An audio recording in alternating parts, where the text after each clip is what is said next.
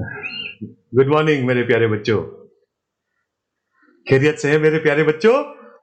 है कुछ बच्चे घर बैठे बैठे बोर हो रहे हैं, है ना? कह रहे हैं सर मजा नहीं आ रहा है। तो मजे लेने का कोशिश करो मेरे प्यारे बच्चों। ठीक है? ये एक अनप्रेसिडेंटेड सिचुएशन है बच्चों। ठीक है? 12 तारीख से हम लोगों को अध्यापकों को कॉलेज आना पड़ेगा, है ना? ऐसा कुछ शायद नोटिफिकेशन हुआ है, लेकिन आप लोगों के लिए जरूरी नहीं है बच्चों। ठीक है? ऑनलाइन क्लासेस हमारे मजे से चले हुए हैं। मिस्टर श्रेयांशु, बोर नहीं होना है बेटा घर में। ठीक है? बोर नहीं होना है। पहले अपने आप को बचा के रखना है मेरे प्यारे बच्चों।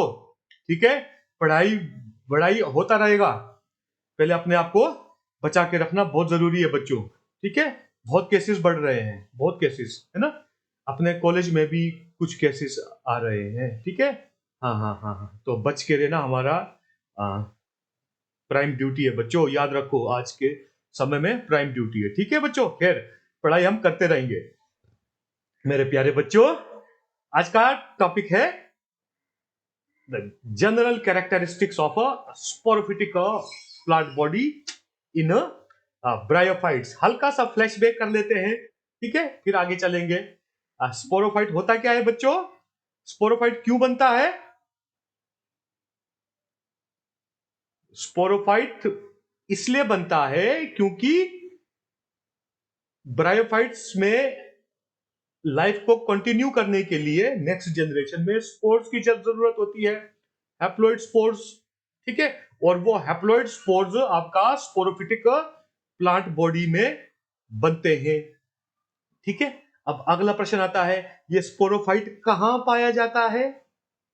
पोजीशन हमको मालूम है, this plant body can not live independently. ठीक है? That means it is found on gametophyte fight, और it is found on gametophytic thallus throughout its life.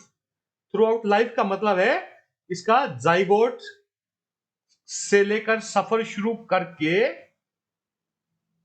Haploid spore बनाते तक, ये इसका लाइफ साइकिल है इंडिविजुअल इस स्पोरोफिटिक फेज का अपना। ठीक है बच्चों? और ये गेमिटोफाइट के ऊपर क्यों रहता है? Because it does not have any structures that can help this diploid thallus called sporophytic thallus to draw its nutrients. Which type of nutrients? Inorganic nutrients. That is why it has to live on a gametophytic thallus completely. ठीक है बच्चों? तो ये हल्का सा flashback हो गया sporophyte का, ताकि हमारे दिमाग में पिक्चर तो बन जाए कि जो पढ़ रहे हैं कैरेक्टर्स, किस चीज के कैरेक्टर्स पढ़ रहे हैं। ठीक है बच्चों? तो हो चुका है। अब मैं एक एक करके रीड करता जाऊंगा बच्चों। ठीक है? छोटा सा टॉपिक है, प्रोबेबली हम आधे घंटे में खत्म कर लेंगे।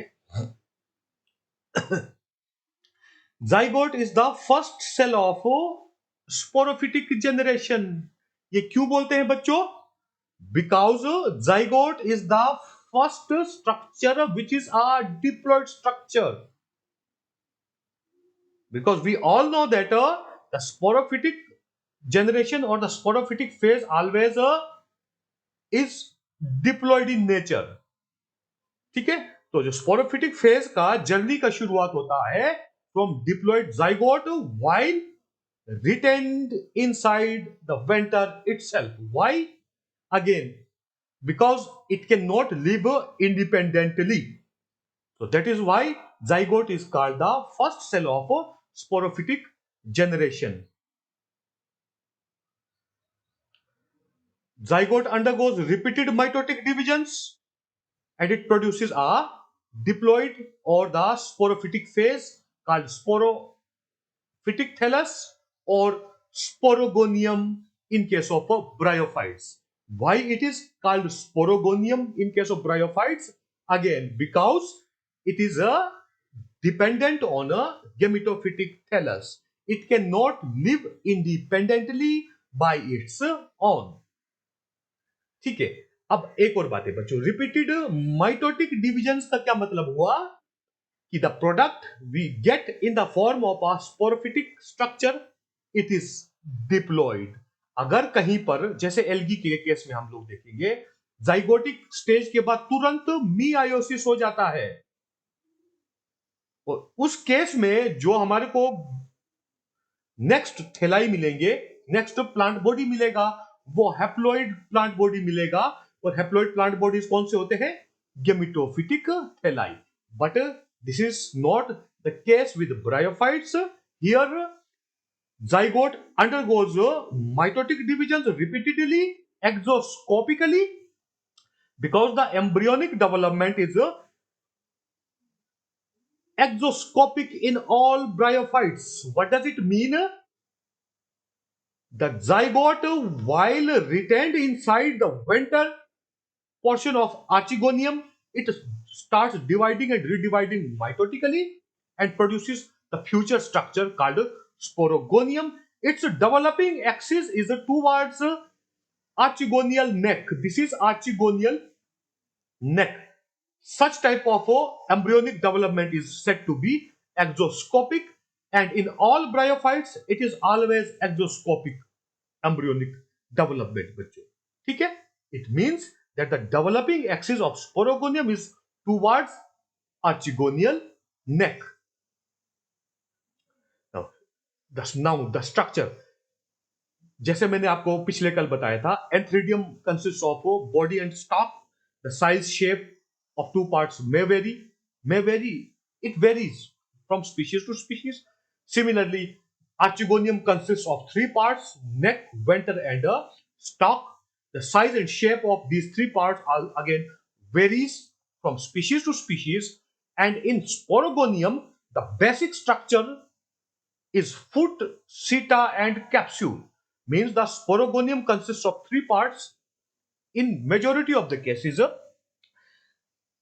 but in some cases one or more parts are lacking, and those parts certainly should be foot and seta. It can never be capsule. Why? Because if capsule is absent, there is no spore formation.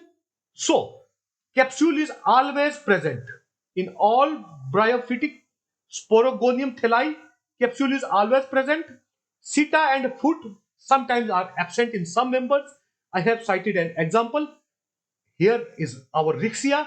In Rixia, foot and seta portion are absent, and seta portion is absent in Anthoceros.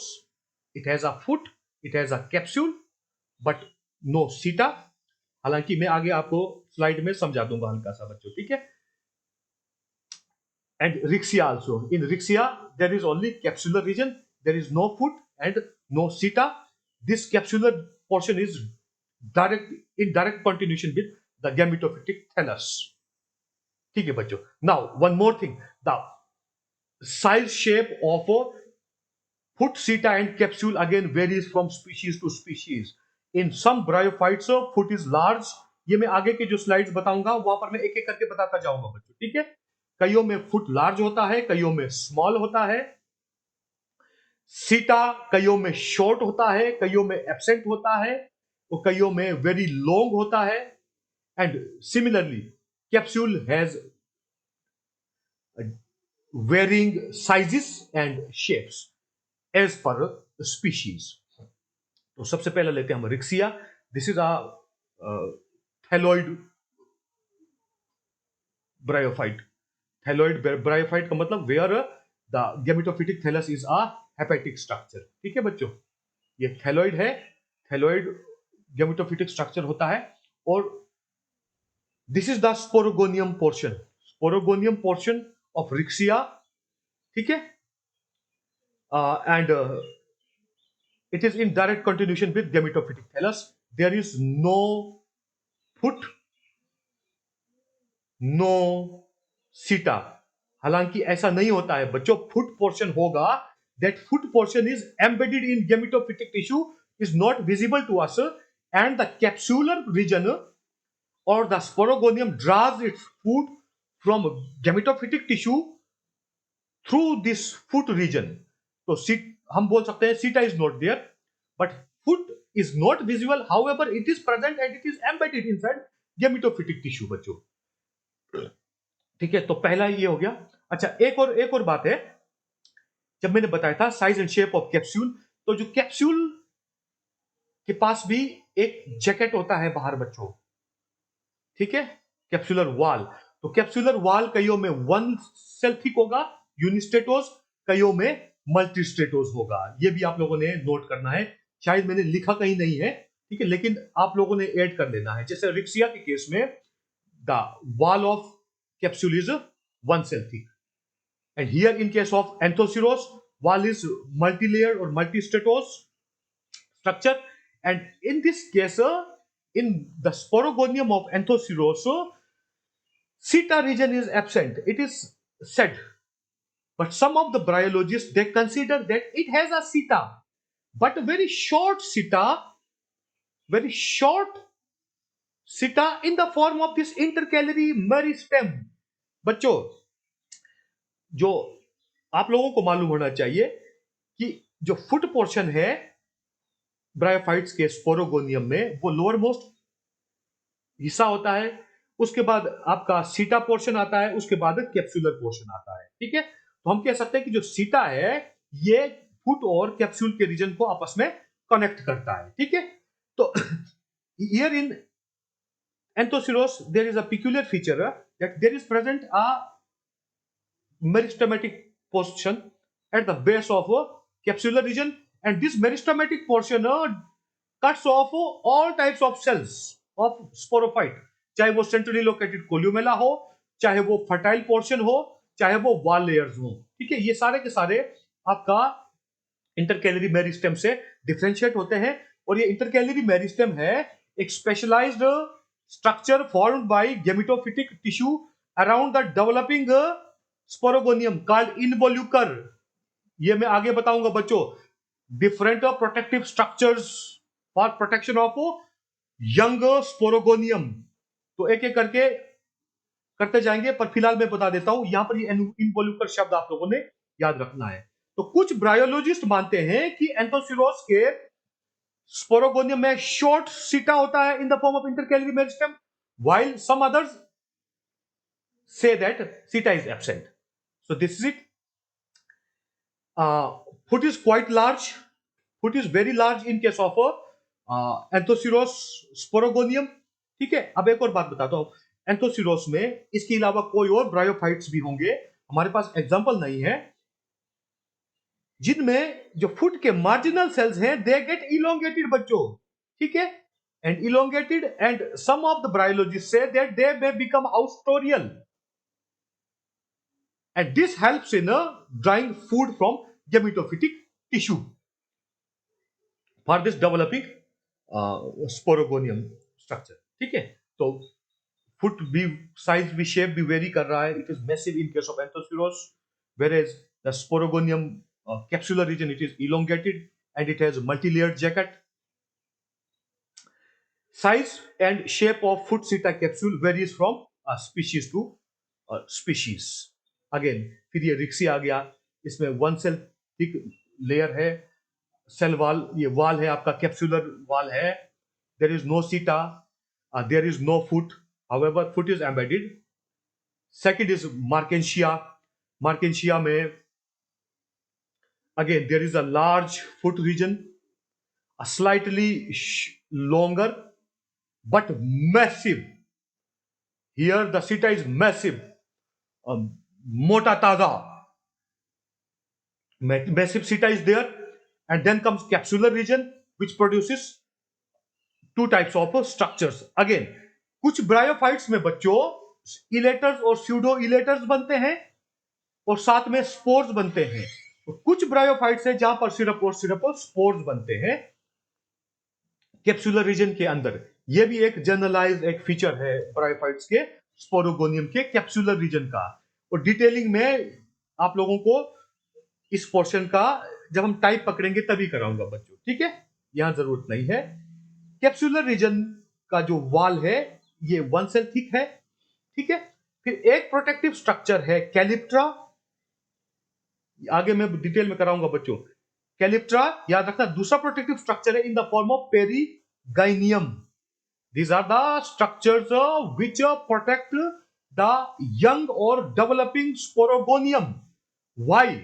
because to protect this sporogonium is mandatory. Why? Because this sporogonium will produce spores, so that that bryophytic species can continue its lineage. Next comes I think Porella. Yes, in Porella, in sporogonium of Porella, ये जो dark brown colour किया है, this portion is sporogonium, this is capsular region, this portion is seta region, this portion is foot region. Again, here in Porella, seta is slightly longer, but foot is smaller and embedded in gametophytic tissue. And inside capsule, two types of structures are formed called spores and these elongated structures called elaters. It has two levels of protective structures. One is again calyptra and second one is in the form of a parient. ठीक है बच्चों? And the wall of capsule is multi-layered in case of a Porella. So these are the comparative features, comparative study. Anthoceros का मैं अभी पहले बता दिया था, foot is large. Then comes the sphagnum. In sphagnum, there is capsular region, there is a short seta and a small foot. Seta is very short in sphagnum, ठीक है, but the capsular wall is multi-layered. This entire portion is wall, यहां से लेकर यहां तक wall होता है. जो सेंट्रल का पोर्शन आएगा, दिस इज कॉल्ड कोल्यूमेला. ये जानने की ज्यादा जरूरत नहीं है, ठीक है बच्चों. फिर आएगा फ्यूनेरिया. फ्यूनेरिया का ज्यादा चित्रकारी मैंने इसलिए किया कि हमारे सिलेबस में है, ठीक है, और आपका डिफरेंट रीजन्स आपको क्लियरली दिख जाए, है ना. इसका डिटेल में फिर नहीं करवाऊंगा, ठीक है. इसका डिटेल में जब हम टाइप पकड़ेंगे तभी करवाऊंगा. In the sporogonium of Funaria, we have three regions again. Capsular region, which is having chlorophyllous wall. Chlorophyllous wall भी होता है इसके पास, ठीक है बच्चों.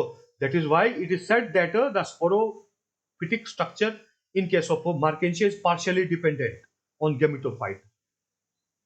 ठीक है, partially dependent on gametophyte. Why?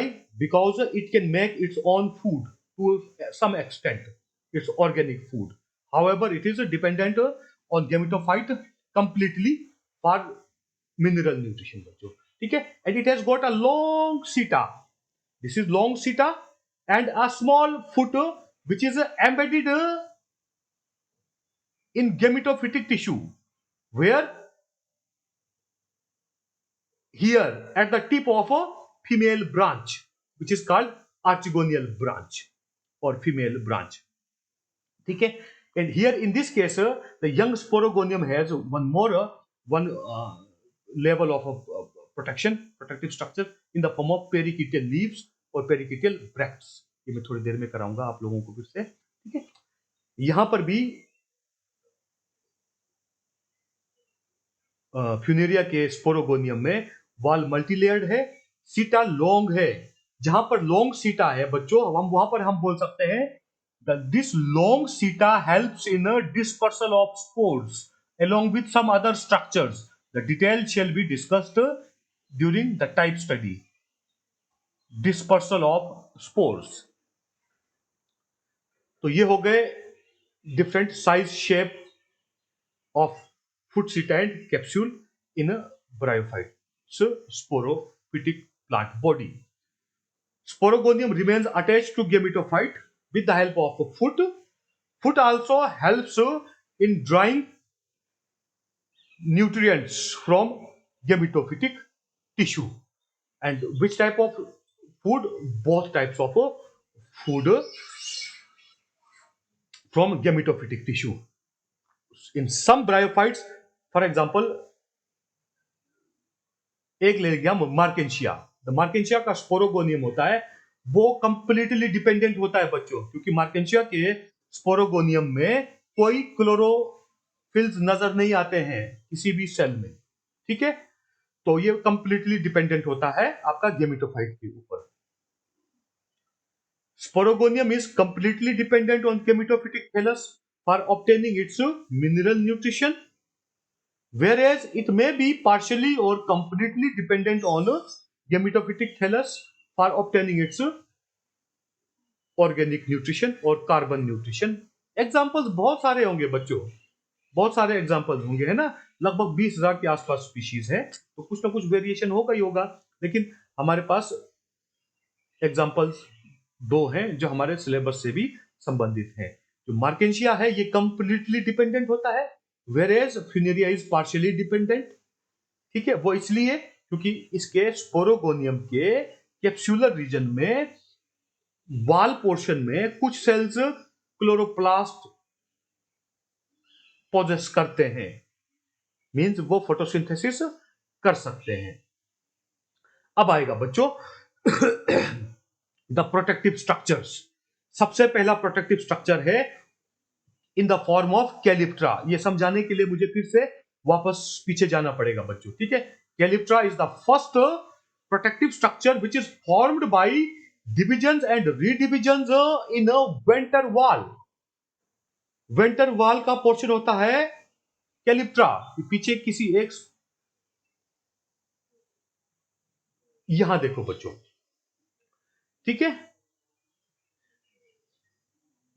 Vendor wall यहां पर क्लियर नजर नहीं आ रहा, फुट के साथ साथ एसोसिएटेड है।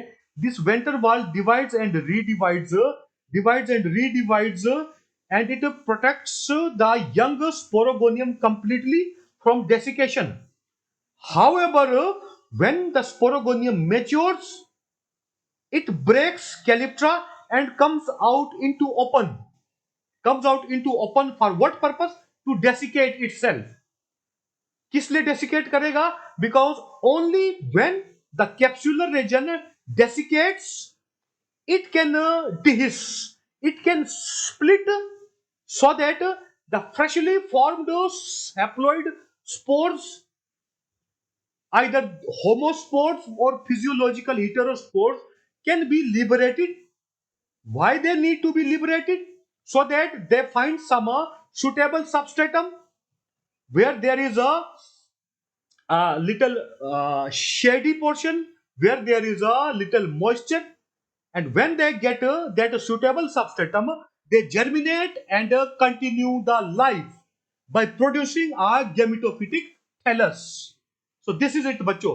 जो कैलिप्ट्रा होता है ये वेंटर वॉल का एक्सटेंशन होता है, ठीक है बच्चों। जो अदर प्रोटेक्टिव स्ट्रक्चर्स हैं वो एक एक करके बताता जाता हूं। इनवोल्यूकर, इनवोल्यूकर क्या होता है कि जैसे for example it is found in Anthoceros. Thallus के ऊपर जिस हिस्से में स्पोरोगोनियम डेवलप हो रहा होगा, और हमको मालूम है कि एंथोसिरोटॉप्सिडा के मेंबर्स में जो कैप्सूल पोर्शन होता है that is long like a straight horn. So the gametophytic structures start growing, dividing and redividing, and growing in such a manner that they make a collar-like structure around this developing sporogonium. A collar-like structure बच्चों, ऐसा जिसको मैं अगर ऐसा जैसा भी दिखा सकते हैं, collar-like structure, ठीक है। This is gametophytic tissue. This is the collar-like structure, and inside which that sporogonium is formed. And this involucre is specially formed for protection of intercalary meristematic portion. Why? Because if intercalary meristematic portion desiccates, the further growth of the sporogonium ceases. ठीक है, और this will die. The sporogonium will die. To protect that young sporogonium and especially the meristematic portion, the gametophytic tissue around that developing sporogonium divide and redivide in such a manner that they make a collar-like structure, and that structure is called involucre. Second one is perigynium. तो perigynium क्या होता है बच्चों? Similar to calyptra, it makes a protective structure around a developing sporogonium, but This perigonium is not a part of ventral wall, but it is the part of a gametophytic tissue just outside the calyptra region. ठीक है बच्चों, तो gametophytic tissue calyptra की तरह ही एक protective structure बनाता है Marchantia के यंग स्पोरोगोनियम को प्रोटेक्ट करने के लिए। फिर इसके अलावा एक और आएगा पेरिकिटियम। पेरिकिटियम भी जैसे मार्केंशिया में मिलता है, पेरिकिटियम भी पेरिगाइनियम की तरह ही गेमेटोफिटिक टिश्यू का डिवाइड और रीडिवाइड करके एक प्रोटेक्टिव स्ट्रक्चर बनाता है, लेकिन ये एक इंडिविजुअल स्पोरोगोनियम को प्रोटेक्ट नहीं करता है बच्चों, rather this protects the entire row of developing sporogonia of Marchantia. ये मैं डिटेल में बाद में बताऊंगा, फिलहाल आप लोगों ने इतना याद रखना है बच्चों कि जो पेरिगाइनियम होता है ये बनाता है गेमेटोफिटिक टिश्यू के एक्सटेंशन से, और it protects single sporogonium, whereas pericytium also is formed by extension of a gametophytic tissue, but it protects the entire row of sporogonia. फिर इसके बाद आएगा perianth. What is perianth? This is found in Porella. What happens? I had told you that leaves are spirally arranged and loosely arranged on main axis, whereas at a tip of the axis they are spirally arranged but in a compact fashion, and their function or their role changes in that situation. Here it has changed its role to make a structure called perianth. So how a perianth is formed? That at the tip of the branch on which the sporogonium of porella is being formed, the leaves fuse up and they make a cup-like structure. They make a cup-like structure, and that cup-like structure is called perianth, and again it is meant for protection of young sporogonium. Young sporogonium बच्चों, जब sporogonium mature हो जाता है तब इसको protective layers की किसी चीज की जरूरत नहीं रहती है, तब तो बल्कि ये बोलता है कि मुझे कपड़े नहीं चाहिए, है ना, मुझे डेसिकेट होना है क्योंकि मैंने डिहिसेंस करना है, और मैंने डिहिसेंस इसलिए करना है क्योंकि मुझे अपने स्पोर्स लिबरेट करने हैं। ठीक है, और last one is perichaetial bracts, and perichaetial bracts और पेरिकिटियल लीव्स भी बोल सकते हैं। These are simple leaves, nothing else. ठीक है, अब मैं आप लोगों से पूछता हूं बच्चों, फ्यूनेरिया के केस में स्पोरोगोनियम कहां बनेगा? हाँ, आर्चिगोनियल हेड पे, आर्चिगोनियल हेड या फीमेल हेड के हेड पे, या आर्चिगोनियल ब्रांच के टिप पे, यहां पर स्पोरोगोनियम बनता है। ठीक है, और जब ये स्पोरोगोनियम यंग कंडीशन में होता है तो जो लीव्स हैं which are spirally arrange and compactly arranged, leaves नहीं, phylloids, leaf like structures, these are spirally and compactly arranged at the top of female branch, and they make a cup like structure. Again, they do not fuse like perianth, they do not fuse, but somehow they make a cup like structure, and when these leaves are changing their role, ठीक है, कैसा role change कर रहे हैं ये, अब female एक structure को, स्पोरोगोनियम को प्रोटेक्ट कर रहे हैं, उस सूरत में इनका नाम बदल जाता है, इनको हम कहते हैं पेरिकिटियल लीव्स। सिमिलरली जैसे फ्यूनेरिया में एंथ्रीडियम या मेल ब्रांच या एंथ्रीडियल ब्रांच के टिप पर जो लीव्स प्रेजेंट होंगे जो आपके एंथ्रीडिया को प्रोटेक्ट करते हैं, प्लस फर्टिलाइजेशन में हेल्प करते हैं। क्यों करते हैं फर्टिलाइजेशन में हेल्प? क्योंकि कप लाइक स्ट्रक्चर के अंदर पानी भर जाता है, पानी का एक दो बूंद, ठीक है, उसी की वजह से आपका डिसेंस ऑफ एंथ्रीडियम होता है और लिबरेशन ऑफ एंथीरोजोइड्स होते हैं। तो उस सूरत में हम कहेंगे कि दीज आर पेरिगोनियल लीव्स। इस स्पेशल टॉपिक का कंसर्न में नहीं है, लेकिन जानना फिर जरूरी है। अगर मेल स्ट्रक्चर को प्रोटेक्ट कर रहा है तो हम पेरिगोनियल लीफ बोलेंगे। अगर फीमेल स्ट्रक्चर को प्रोटेक्ट कर रहा है, फॉर एग्जांपल आर्चिगोनियम, तो ये कहलाएगा पेरिकिटियल लीव्स और पेरिकिटियल ब्रैक्ट्स। और चूंकि आर्चिगोनियम के अंदर हमारा वेंटर पोर्शन में स्पोरोगोनियम का डेवलपमेंट होता है, तो हम कह सकते हैं कि जो ये पेरिकिटियल लीव्स है ये यंग स्पोरोगोनियम को भी प्रोटेक्ट करते हैं। तो ये समय फिर हो गया है बच्चों। लेक्चर का बाकी हिस्सा अगले मीटिंग में, अगले लेक्चर में कंटिन्यू करेंगे।